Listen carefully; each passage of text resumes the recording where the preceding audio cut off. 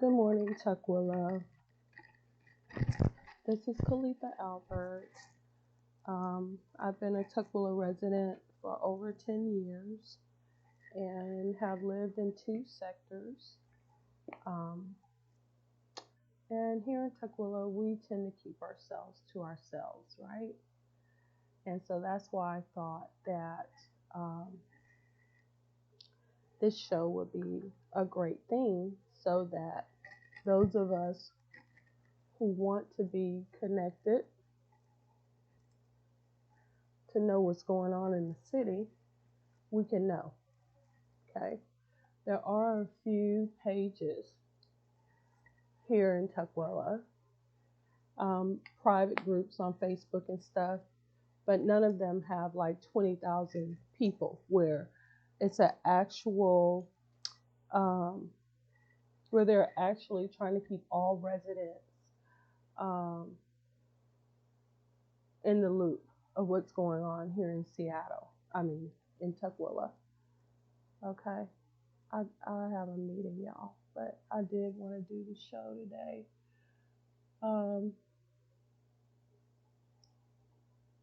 So that is what I am doing. So listen, today I thought we would discuss the money situation. I'm starting out, and as the week goes on, I'll go in. Um, so the first thing that I wanted to say was concerning our deficit. Through the bipartisan policy.org report deficit tracker. Um, it looks bad, y'all. The 2017 deficit, 2018 deficit, 2019 deficit, and now the 2020 deficit is just through the roof. And it went through the roof as of March of this year, so when the pandemic hit. Okay. This is under a Republican regime.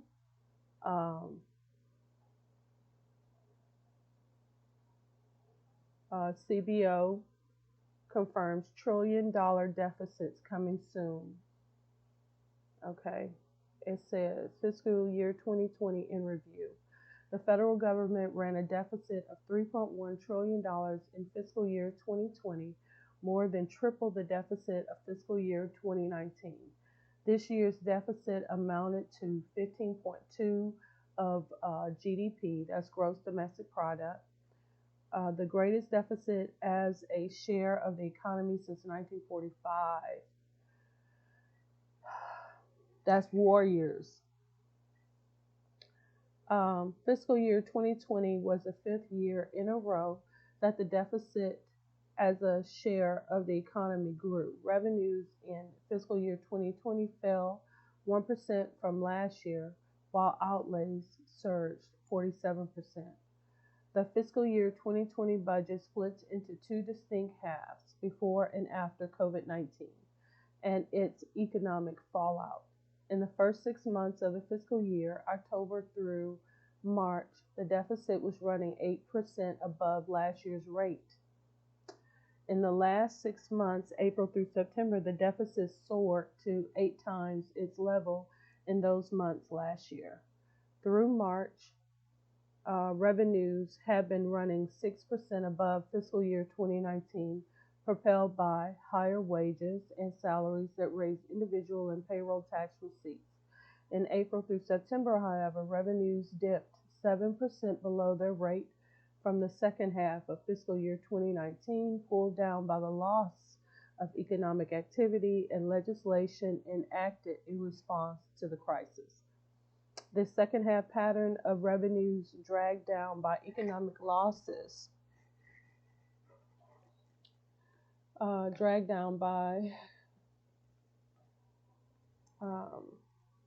economic losses and policy changes was present across many types of revenue. Withheld income and payroll taxes fell 8% because of a weaker economy. with fewer jobs and lower wages, and because of policy changes which allow employers to defer payroll tax payments and created refundable payroll tax credits for paid sick leave, family and medical leave, and employee retention. Not withheld income and payroll taxes also fell 7%, while corporate income taxes fell by 21%. Both of these declines were the sum of economic losses and legislative changes to lower tax burdens. Meanwhile, outlays in the first half of fiscal year 2020 grew 7% from last year's rate. Then, from April through September, outlays almost doubled their level from those months last year, a $2 trillion increase. The character of spending increases also changed from the first to the second half of the year. From October through March, higher spending was driven by mandatory programs, Social Security, Medicare, and Medicaid. In the next 6 months, spending ballooned because of emergency responses to the pandemic and recession. Compared to the same months in fiscal year 2019, spending increased in April through September 2020 by $577 billion from the Small Business Association, mostly for the Paycheck Protection Program, $443 billion on unemployment insurance benefits, $274 billion in refundable tax credits, including recovery rebates, $112 on the Public Health and Social Services Emergency Fund, which in recent months has mostly reimbursed health care providers for their pandemic-related losses and paid for testing and treatment of COVID-19. A new program, the Coronavirus Relief Fund, which gave aid to state, local, tribal, and territorial governments, spent $149 billion in these months. Okay. Tracking the federal deficit, September 2020. Each September, the government receives substantial revenue from individual and corporate income taxes, which generally produces a monthly surplus. For example, the federal government recorded an $83 billion surplus last September, or a surplus of $31 billion after accounting for a shift in the timing of some payments. This year, however, greater spending in response to the pandemic and recession dominated the usual revenue increase, and the government ran a monthly deficit of $124 billion. Trump never mentioned any of this. The economists never mentioned any of this. And Mr. Wolf, talking to Trump in January, this man decided to ignore the pandemic, and it has cost us trillions of dollars. Okay, so it says,